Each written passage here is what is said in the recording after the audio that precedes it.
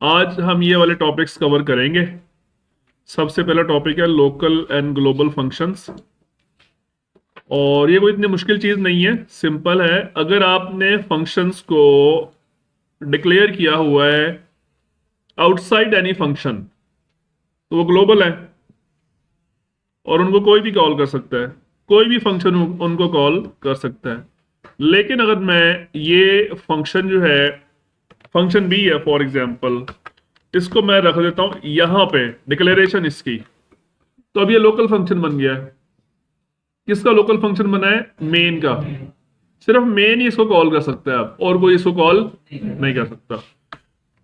इसको हम प्रैक्टिकली करके देख लेते हैं। ठीक है, अभी मैंने उसको डिक्लेयर कर दिया है as a global, main function से ऊपर। तो अभी आप देखें कि मेन फंक्शन इसको कॉल कर रहा है, फंक्शन ए को, और फंक्शन बी को भी कॉल कर रहा है। ऐसे ही है ना? तो ये जो फंक्शन बी वाली कॉल है ना, मैं इसके अंदर भी रख देता हूं। किसके अंदर? फंक्शन ए के अंदर। मतलब अब फंक्शन ए जो है ये भी बी को कॉल कर रहा है, और यहां से मैं इस कॉल को फिलहाल हटा देता हूं यहां से। अब सिनेरियो ये है कि मेन फंक्शन कॉल कर रहा है फंक्शन ए को,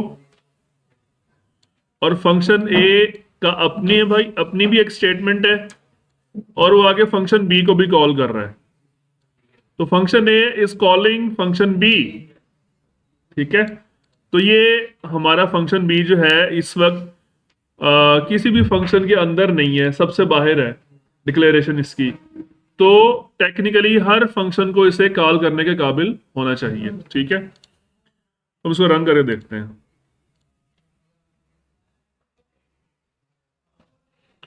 ओके, फंक्शन ए भी कॉल हो गया और फंक्शन बी भी कॉल हो गया। ठीक है, समझ आई बात? ये फंक्शन बी को कॉल करने वाला कौन था? फंक्शन ए, और ये कॉल परफेक्टली एग्जीक्यूट हो गई है, इसमें कोई प्रॉब्लम नहीं हुआ। अब हम इसकी डिक्लेरेशन यहां से उठा के मेन के अंदर रख देते हैं यहां पे। अब ये जो फंक्शन बी है ना, अब ये लोकल फंक्शन बन चुका है मेन का, अब ये ग्लोबल फंक्शन नहीं है। अब देखते हैं क्या होता है। तो रन ही नहीं किया उसको, कंपाइल ही नहीं किया, एरर आ गया ना। आप इस F2 प्रेस करें और यहां पे देखेंगे क्या लिखा हुआ है, function B was not declared in this scope. अब ये स्कोप क्या होता है? स्कोप से मुराद वो प्लेस होती है जहां पे एक चीज वर्क कर सकती है। वो कह रहा है कि फंक्शन बी का जो स्कोप है ना, वो फंक्शन ए के अंदर नहीं है। फंक्शन बी ए के अंदर कॉल नहीं किया जा सकता। स्कोप से मुराद होता है प्लेस, कि जहां पे वो वर्केबल है, जहां पे नहीं है। वेरिएबल स्कोप हम पढ़ेंगे डिटेल से बाद में। फिलहाल आपने फंक्शंस का स्कोप पढ़ लिया है कि फंक्शन कहां पे कॉल हो सकता है, कहां पे नहीं हो सकता। ठीक है, ये बात समझ आ गई है? तो लोकल फंक्शंस और ग्लोबल फंक्शंस का टॉपिक आप बुक में से देख लीजिएगा। बेसिक डिफरेंस क्या है दोनों में? बेसिक डिफरेंस तो आपकी रिक्वायरमेंट्स पे डिपेंड करता है कि आप उसको कहाँ यूज करना चाहते हैं और कहाँ नहीं करना चाहते। ठीक है, समटाइम्स यूं होता है कि आप लोग मिल के एक प्रोजेक्ट पे काम कर रहे होते हैं, और आप कुछ फंक्शंस को शेयर करना चाहते हैं दूसरे प्रोग्रामर्स के साथ, तो as a global functions declare करें उनको। लेकिन कुछ फंक्शंस को आप बाकी लोगों के साथ शेयर नहीं करना चाहते, तो उनको आप अपने लोकल फंक्शन बनाएं, उनको बाकी के साथ शेयर ना करें। ठीक है, ओके। नेक्स्ट हमारा टॉपिक है एक्चुअल एंड फॉर्मल पैरामीटर्स। अब ये भी कोई इतनी मतलब कोई इसमें प्रॉब्लम नहीं है। हम इसका पहले सिनेरियो बना लेते हैं एक।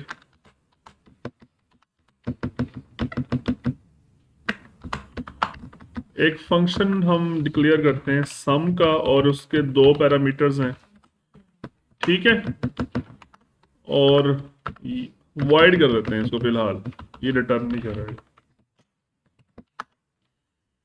वाइड सम इंट एक्स और इंट वाई। ठीक है, और इसमें जस्ट क्या करना है, एक नया वेरिएबल बनाएं, इसमें एक्स और वाई को ऐड करें और इसका आंसर डिस्प्ले करवा दें।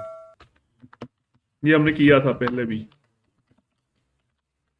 ठीक है, और यहाँ पे हम इसको जो है ना वो कॉल कर लेते हैं सम ऑफ 5 and 10। अच्छा, मैं डायरेक्टली जैसे इसको कॉल कर रहा हूँ, ये जरूरी नहीं होता कि आपने डायरेक्ट वैल्यूज देनी है, यहाँ पर भी कोई वेरिएबल्स बनाए जा सकते हैं। ठीक है, और उनको आप वैल्यूज इनपुट ले सकते हैं या डायरेक्ट वैल्यूज असाइन कर सकते हैं और यहाँ पे वेरिएबल्स को पास किया जा सकता है। ठीक है, तो इसको हम रन करके देख लेते हैं एक दफा, इसमें कोई प्रॉब्लम तो नहीं है, कोई प्रॉब्लम नहीं है। ठीक है, अब फॉर्मल पैरामीटर्स क्या होते हैं और एक्चुअल पैरामीटर्स क्या होते हैं? ये जो आपने फंक्शन कॉल के दौरान ये जो वैल्यूज इसको यहाँ पे लिखे हैं, वेरिएबल्स लिखे हैं या कांस्टेंट वैल्यूज लिखी हैं, these are the actual parameters. और ये जो फंक्शन डिफाइन करते हुए यहाँ पे जिन वेरिएबल्स के नाम आपने यूज किए हैं, ये क्या है? Formal parameters. बस यही डिफरेंस है इसका, और कोई डिफरेंस नहीं है। समझ आ गई बात? तो खैर इसको इतना ज्यादा मतलब ये यूज नहीं होता। इंटरव्यू क्वेश्चंस हो सकते हैं, वाइवा क्वेश्चंस हो सकते हैं आपके, ये में डिफरेंस क्या है। अदरवाइज प्रोफेशनल प्रोग्रामिंग में इसका उतना कोई ज्यादा कंसर्न नहीं है। बस पैरामीटर्स है, नहीं वो पैरामीटर्स हाँ टेक्निकली यूज किया जा सकते, नाम डिफरेंट है। ठीक है, ये बात समझ आ गई? फॉर्मल की डिपेंडेंस एक्चुअल पे होगी, फॉर्मल पैरामीटर की डिपेंडेंस एक्चुअल पैरामीटर पे होगी। डिपेंडेंस क्या मतलब? डिपेंडेंस का तो ऊपर वाले से आपको फॉलो करके नीचे से जो हमने इसे दिया होगा फंक्शन वो फॉलो करेंगे ऊपर वाला। हाँ हाँ, वैल्यूज तो वहीं से आ रही हैं, मतलब a की वैल्यू जाएगी x के अंदर, हाँ b की वैल्यू y के अंदर जाएगी। ठीक है, तो वैल्यूज तो उसको उधर से मिलेंगे ना, कॉल से। ठीक है, अच्छा ये वैसे जो ये जो बात आपने पूछी है ना, ये इसके ऊपर अभी हमारा नेक्स्ट टॉपिक आना है, call by value, call by reference. वहां पे आपको ये ज्यादा चीजें क्लियर हो जाएंगी। ठीक है, ओके, अब हम करेंगे एक प्रोग्राम छोटा सा मैक्स का। ठीक है, उसमें हम रिटर्न नहीं करेंगे, void max। ये max I think built in है, मैक्सिमम कर लेते हैं। हाँ ये सही है, दो वेरिएबल्स लेके उनका मैक्सिमम निकालना है। ठीक है,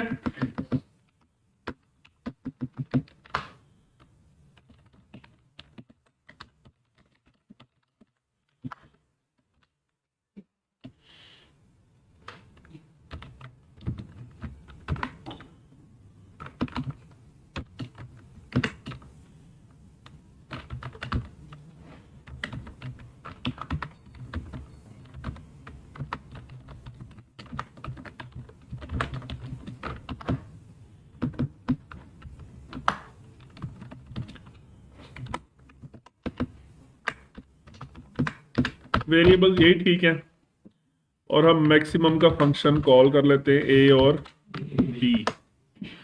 यहां पे एक बात याद रखिएगा कि ये जो ए और बी है, जरूरी नहीं होता कि यहां पे आपने वेरिएबल्स के नाम डिफरेंट रखने हैं और यहां पे कोई और रखना है, सेम भी हो सकते हैं, कोई इशू नहीं है। यहां पे एक्स और वाई भी यहां पर भी आ सकता है,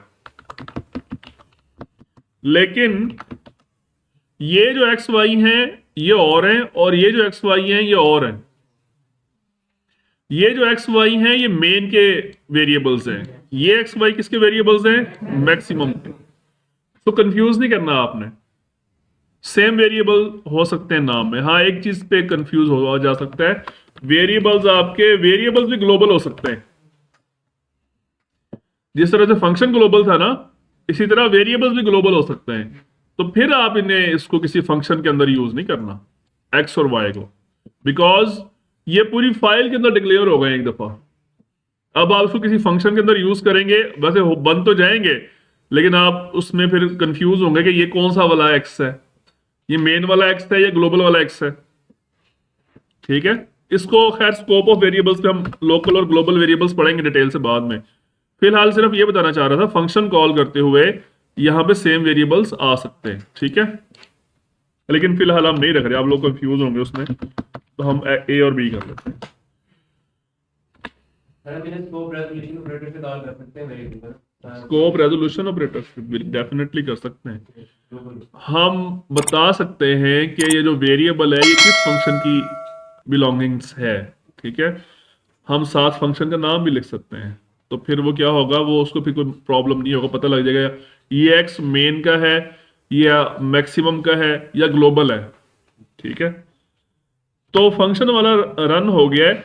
यहां पे जो मैं चीज समझानी चाह रहा था वो ये है कि अभी फिलहाल इसको हमने क्या रखा है, वॉइड। तो हम इसको यहां से रिटर्न भी करवा सकते हैं वैल्यू। ठीक है, हम फिलहाल आपने देखा कि विदाउट अगर रिटर्न करेंगे तो हमें जो फंक्शन है उसको अपना आउटपुट अपने अंदर ही देना पड़ेगा। लेकिन समटाइम्स आप चाहते हैं कि नहीं, आप इसका जो आउटपुट है ना इसको हमने आगे यूज करना है कहीं और, तो आप मुझे रिटर्न करो वापस। मेन इसको बोलेगा मैक्सिमम को कि फंक्शन मुझे वैल्यू रिटर्न करो, खुद उसका आउटपुट ना दो। तो फिर आप इसको कर दो इंट, मतलब ये रिटर्न करेगा। आप डिक्लेरेशन भी इसकी इंट कर दो। ठीक है, और यहाँ पे आउटपुट देने की बजाय आप क्या करेंगे, रिटर्न जी। किसको रिटर्न करना है, जी को। जी इज व्हाट, जी के अंदर आउटपुट है कि एक्स और वाई में से कौन सा मैक्सिमम निकला है। ठीक है, तो अब इस वैल्यू को रिसीव करने के लिए हमारे पास यहाँ पे एक वेरिएबल होना चाहिए, फॉर एग्जांपल सी। ठीक है, C is equal to maximum. ये सी वैल्यू रिसीव करेगा जी की। ठीक है, फंक्शन कॉल करते हुए ये जो आपने पैरामीटर्स दिए हैं, ए की वैल्यू जानी है एक्स के अंदर, बी की वैल्यू जानी है वाई के अंदर, ये इन वैल्यूज को प्रोसेस करेगा, जो भी फंक्शन परफॉर्म करना करेगा, फिर अपना एक फाइनल आउटपुट निकालेगा किसी वेरिएबल के अंदर, और उसके बाद रिटर्न करेगा इस आंसर को। और यहां पे एक वेरिएबल होना चाहिए जो जी की वैल्यू को रिसीव करे। तो ए की वैल्यू 10 थी, बी की वैल्यू 20 थी, तो जब ये कॉल होगी तो एक्स भी 10 हो जाएगा, वाई 20 हो जाएगा, और इनका आंसर निकलेगा जी की वैल्यू 20 हो जाएगी। तो जी की वैल्यू जब 20 रिटर्न होगी तो यहां पे सी को मिलेगी और सी की वैल्यू 20 हो जाएगी। ये बात समझ आ गई, पूरा फ्लो समझ आ गया कि फंक्शन वैल्यूज पास कैसे होती हैं और रिटर्न कैसे होती हैं, वेरिएबल्स के दरमियान एक्सचेंज हो रही होती हैं वैल्यूज। ठीक है, तो हम यहां पे इस वैल्यू को फर्दर आगे यूज कर लेते हैं, प्रिंट करवा लेते हैं। Maximum of A and B is, आगे क्या आएगा, सी। इसके वेरिएबल्स को इधर मत यूज करना और इसके वेरिएबल्स को इधर मत यूज करना। ठीक है, ओके, आंसर देखते हैं इसका क्या आता है। एरर आ गया, क्या एरर है, बी के बाद आपको यहां पे हमने इंसर्शन ऑपरेटर नहीं लगाया, इसको इंसर्शन ऑपरेटर कहते हैं इसको। ठीक है, मैक्सिमम ऑफ 10 एंड 20 इज 20। तो आपने देखा किस तरह से हम विदाउट रिटर्न किए फंक्शन बना सकते हैं, और विद रिटर्न कैसे बना सकते हैं। वैसे इसकी एग्जांपल मैंने पहले दी हुई थी आप लोगों को, आज मैंने एक और एग्जांपल दे दी है आपको कि वैल्यूज रिटर्न कैसे होती है। ठीक है, और वैल्यूज रिटर्न करवाने के बाद जरूरी नहीं होता कि आपने उसको प्रिंट ही करवाना होता है, वो आगे किसी और एक्सप्रेशन के अंदर इस्तेमाल हो सकती हैं, और उसकी एग्जांपल हम नेक्स्ट करेंगे। ठीक है,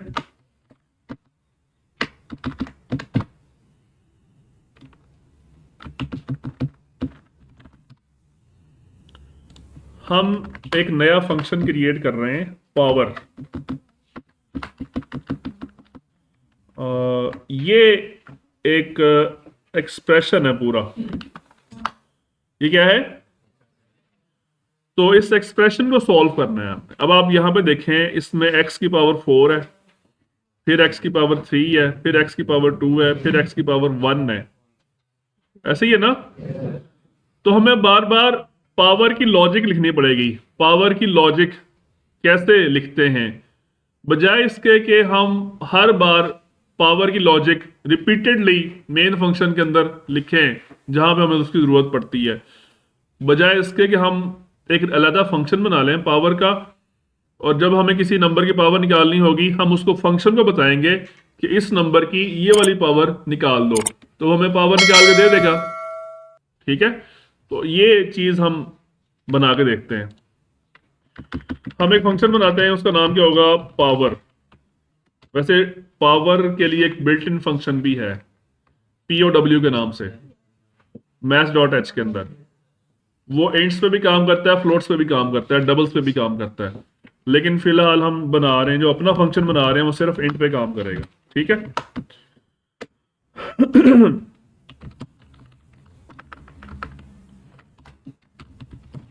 ये हमने इसके पैरामीटर्स रख लिए। इसको हम ज्यादा डिस्क्रिप्टिव रखने के लिए इसको हम कर देते हैं नंबर और इसको हम कर देते हैं पावर।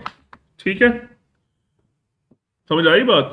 कि वो इसका जो पहला पैरामीटर है वो किसको रिप्रेजेंट कर रहा है? नंबर को। फॉर एग्जांपल 2 की पावर 3 निकालनी है, 2 की पावर, तो नंबर की वैल्यू 2 होगी और पावर की वैल्यू क्या होगी?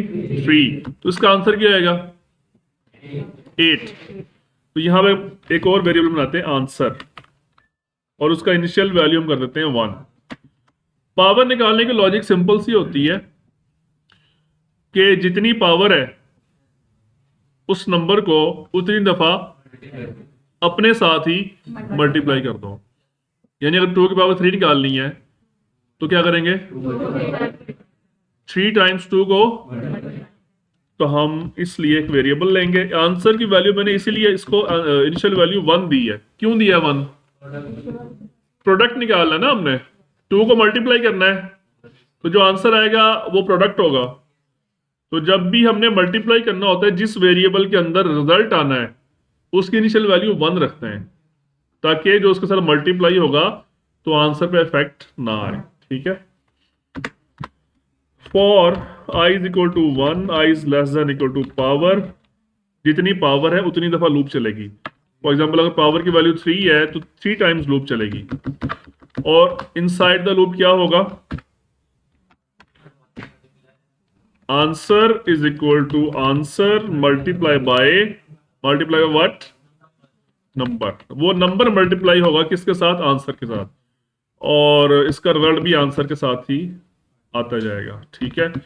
जब लूप खत्म होगी तो हमारे पास आंसर के अंदर इसका रिजल्ट निकल चुका होगा और इसको हम कर देंगे रिटर्न। तो ये पावर का फंक्शन आपने सीख लिया कैसे बनता है। इसमें कोई क्वेश्चन है तो पूछ लें। इसको मैं आपको टेबुलर फॉर्मेट में बना के समझाता हूं कि ये लूप कैसे काम करेगी।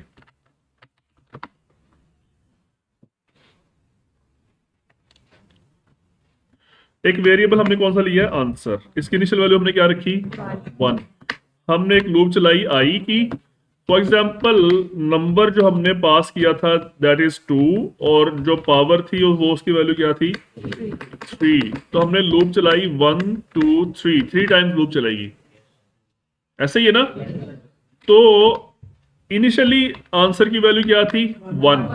जब फर्स्ट टाइम लूप चलेगी, ये वाली जब लूप चलेगी तो आई की वैल्यू 1 होगी ना फर्स्ट टाइम, और ये स्टेटमेंट एग्जीक्यूट होगी। क्या स्टेटमेंट है ये?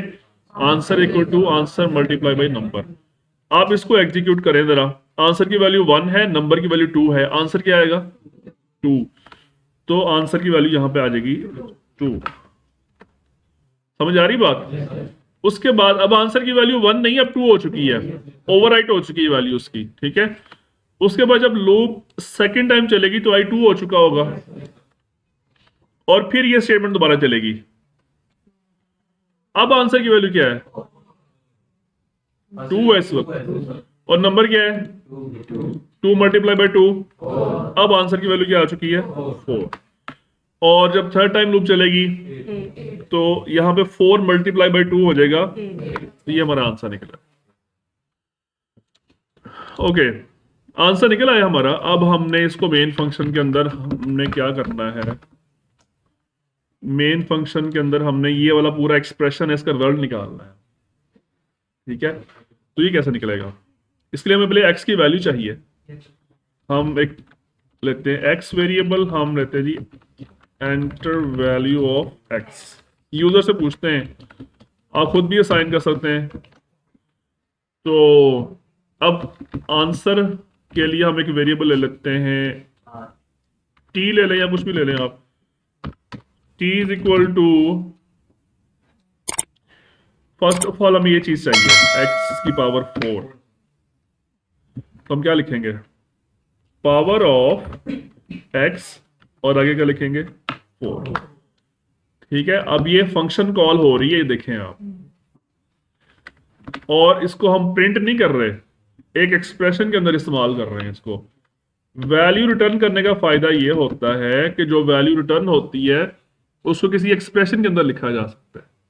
ठीक है, अब ये वैल्यू रिटर्न होगी, उसके साथ हम एक दफा फिर इसको कॉल करते हैं। 2x की पावर 3 है, तो 2 हम इसके शुरू में लिख देते हैं, 2 मल्टीप्लाई बाय x की पावर 3, फिर आगे क्या है 9x square, 9 multiply by power of x की comma 2 plus 3x, 3 multiply by x plus 20। ये लेनी हमने पूरा एक्सप्रेशन सॉल्व कर दिया। अगर हमने ये फंक्शन ना बनाया होता तो हमें यहां पे 3 दफा पावर की लॉजिक लिखनी पड़ती मेन फंक्शन के अंदर, ऐसे ही है ना। लेकिन अब इसको समझना भी आसान है और परफॉर्मेंस भी तेज हो जाएगी और एफिशिएंट कोड हो गया हमारा। ठीक है, तो हम इसका आंसर देखते हैं।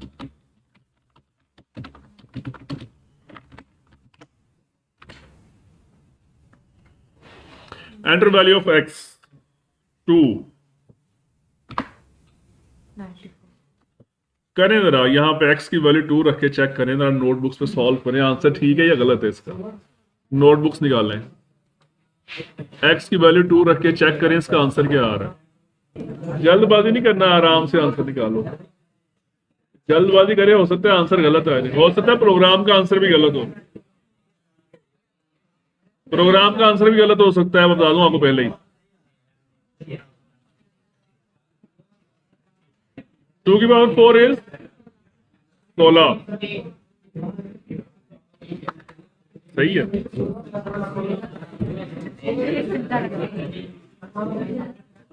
8, ये भी 16 हो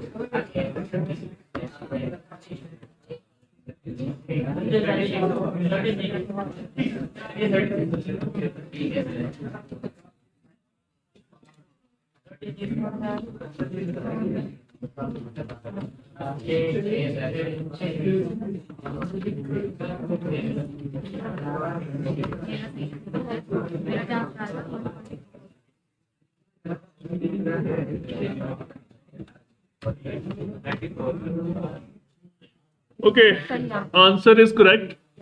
आपने जब भी प्रोग्राम बनाना है तो उसको वेरीफाई करना है कि उसके रिजल्ट्स ठीक आ रहे हैं या नहीं ठीक आ रहे हैं। ठीक है, सिस्टम ने तो आंसर ठीक देना है, लेकिन हो सकता है वो आपकी लॉजिक ही गलत हो, जहां पे प्लस लगाना था वहां पे माइनस लगा दिया, या मल्टीप्लाई लगाना था वहां पे डिवाइड लिख दिया। तो सिस्टम ने तो आपकी इंस्ट्रक्शंस के मुताबिक ठीक आंसर निकालना होता है। ठीक है, यहां तक कोई क्वेश्चन? ये भी बात होता है, सिस्टम एक इनपुट पे सही आंसर दे रहा होता है, दूसरे इनपुट पे गलत आंसर दे रहा होता है।